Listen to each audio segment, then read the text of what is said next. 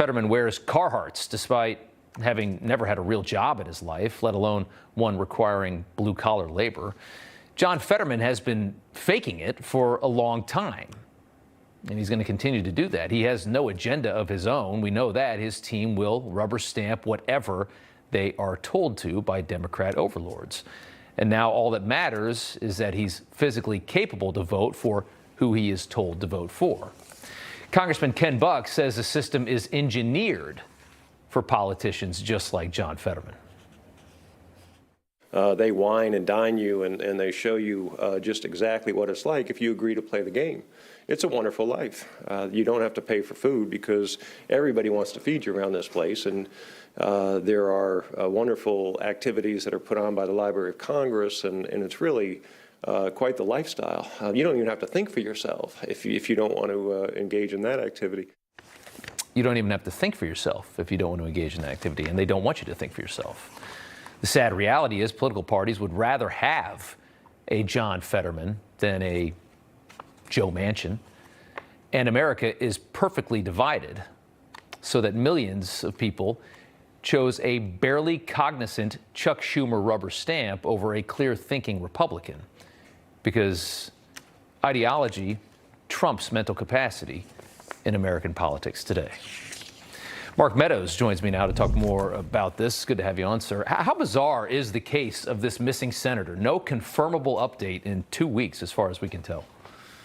Well, it's not only that it's bizarre, but it really is sad, Rob. When you look at it, you and I looked at the debate, looked at the response. You played a little clip from that just a few minutes ago, and when you have basic questions that can't be answered, that was as a candidate, and yet the people of Pennsylvania, the Commonwealth of Pennsylvania, voted to send him to the Senate. But here's what's more troubling, and I think you hit this in your monologue.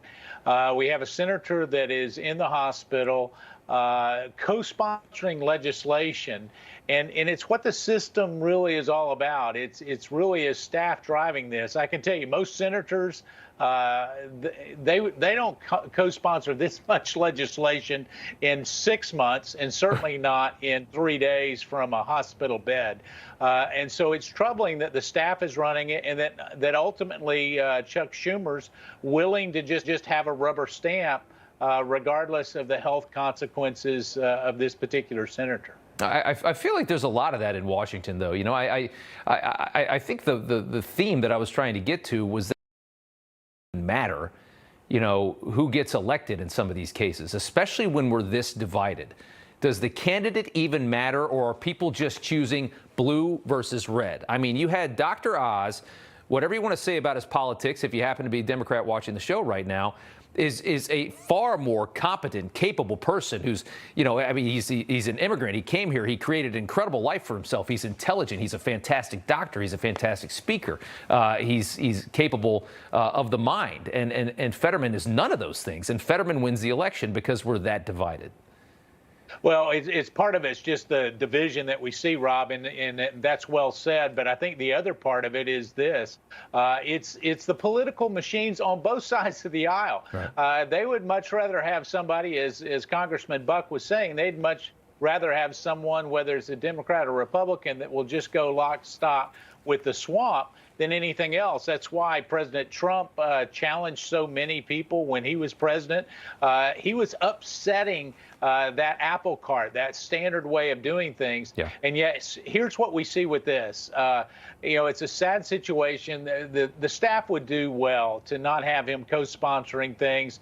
It's trying to send out a narrative that everything is well. And maybe it is. Maybe we'll see him come out miraculously here in the next couple of days.